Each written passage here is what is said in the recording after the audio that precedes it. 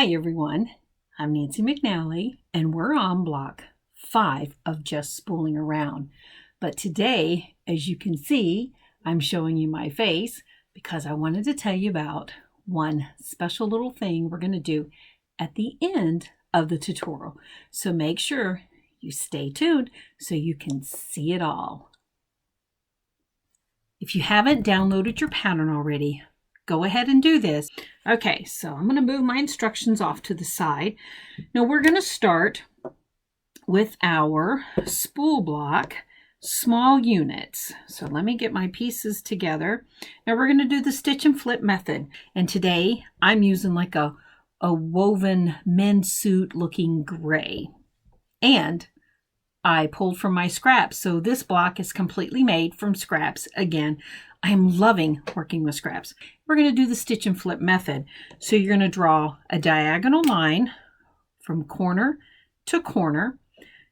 Place your square right sides together with your black fabric or whichever color you're using. And you're going to stitch directly on that line, just like I've done right here. After you stitch on that line, trim a 1/4 inch away.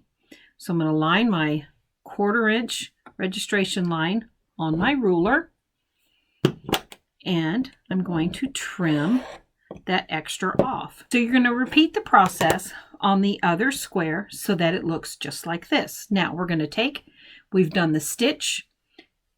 Now we need to do the flip. So I'm going to go ahead and press it in place.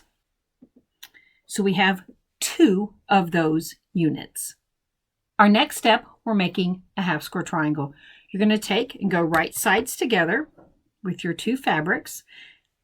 Isn't this pretty? Oh my gosh. And by the way, I'm using a different device for filming.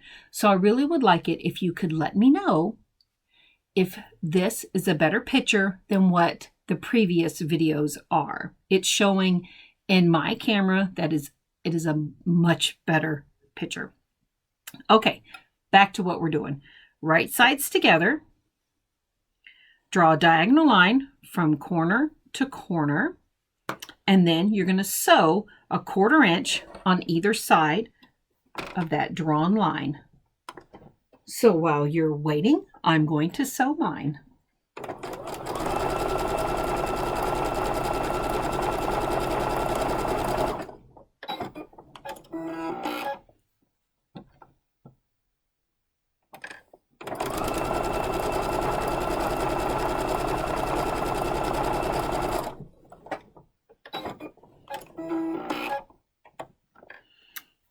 Next, you're going to take and cut a part directly on that drawn line.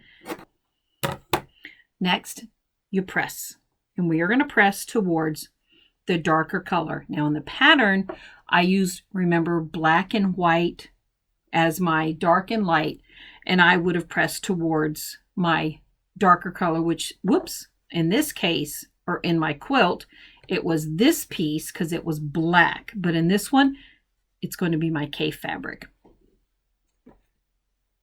Our next step is to trim them down to the correct size.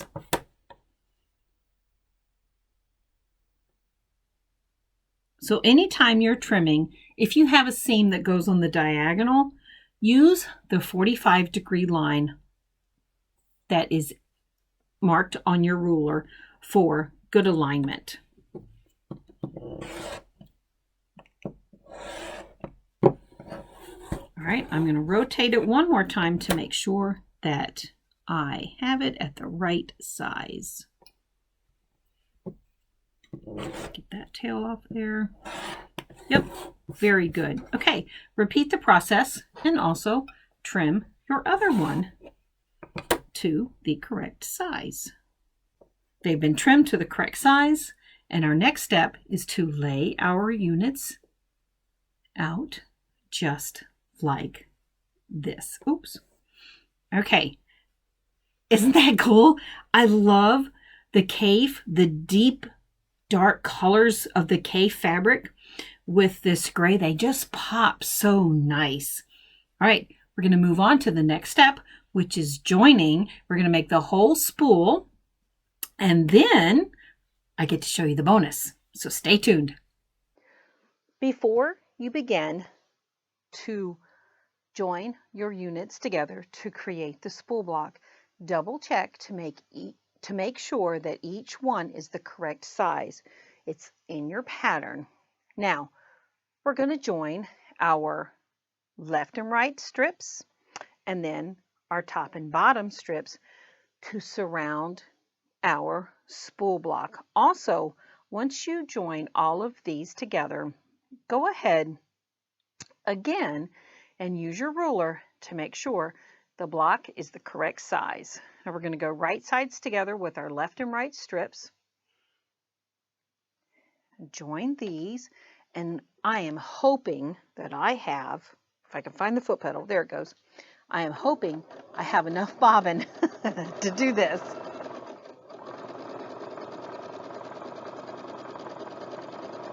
Because it's running low. All right. Let's go ahead and join the next one.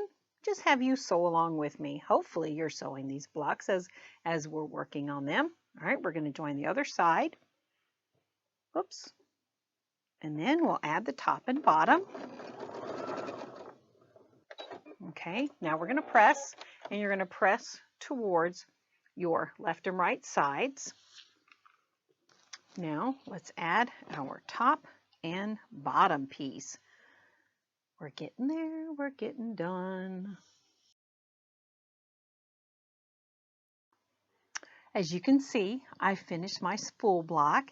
Isn't it adorable? I just love it. I love playing with all the different colors. And you know what's really fun about this project? Going through my scrap bin, or scrap bins, plural. We won't talk about how many I have. Okay, are you ready for the bonus? Here we go.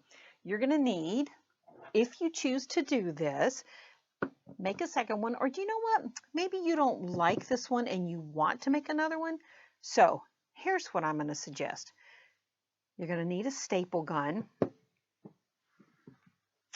and, whoops, some scrap fabric, because we're going to add a border around this. And this border is only so that you can, let's see if I can get it around here, staple it onto a picture frame and hang it on the wall. Mine is going to go down. I'm going to make several of these because I bought a pack. I bought 2 packs of these actually. I can't remember how many come in a pack, but these are 12 by 12. And I also bought some 8 by 8, I believe. And I think there's 7 canvases in the 8 by 8. So this is just a stretched canvas that you get at the big box store, what I call the J store, which is Joann's. Or maybe Michael's has them, or maybe Hobby Lobby, whatever craft store you have nearby. You don't have to pay a lot of money for these. So what we're going to do is we're going to add an extra border, and these don't have to be perfect because remember, we're going to stretch these around to staple to the canvas. So I should have 4, but it looks like right here I only have 3. Oh, no, here's the 4th one. So we're going to add these to the outside of our block. Let me move this. Oh, that's cold. There we go. Okay, so that's, you can see, that's a big scrap piece of it. Very long length. We're going to join these, and then I'm going to cut my batting. I'm going to cut my batting as a 14-inch square. Now that is extra, okay? So you will be able to trim some of it off. Don't use batting that's really, really thick. Try to find one that's a little thin. I'm going to join my border strips to my spool block, and I'll be right back here to show you how to wrap it and staple it.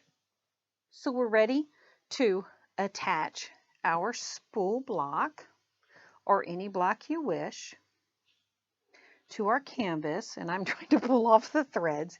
Okay, so what I've done is I have my batting back here. I made a quilt sandwich. How's that? Okay, so you have the canvas, you have the batting, and the spool block. So what I want you to do is before you just start wrapping and stapling, I want you to make sure that the bottom of your block and the top of your block and the corners all line up with the canvas so that you're not stapling it on crooked. So we're going to pull it around. And then if you don't like the batting, if you think it's too thick, then go ahead and remove the batting, or you can trim some of it out. All right, ready? Here we go. Here's the first one.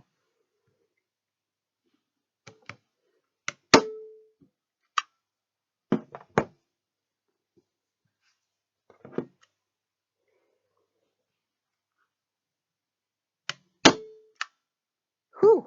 Okay, I'm going to work my way around and finish it. Well, what do you think?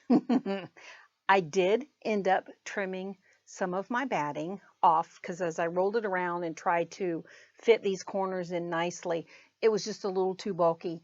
So I trimmed the batting. I just grabbed a pair of scissors, gave it a good trim, not a big deal. So look what you can do with a staple gun and a canvas. How cool is that? So now we can either hang it on the wall or we can have it sitting in our studio, or maybe you want to put it on an end table somewhere up in one of your rooms in your home. Maybe not up in one of your rooms, but in one of your rooms in your home. All right, I hope you enjoyed the bonus tutorial. Let me know if you decide to make a picture out of your blocks. Remember, you can do this with all of the blocks. Now, when I come down to my sewing room, I come down the basement stairs and our basement is finished. Well, most of it is, but I think these would be really pretty hanging on the wall as I come down the stairs, or maybe having this sitting right back here on the little table. I could swap them out. It's easy peasy. And I have a hook up there. Let's see if it will fit up there because I don't know if I have the right size command hook, but let's see. Okay, what do you think? I think it fits in there perfectly. All right, everybody, I hope you had a wonderful time. Let me know if you decide to make one of those. Send me an email at nancymcnallyquilts@gmail.com.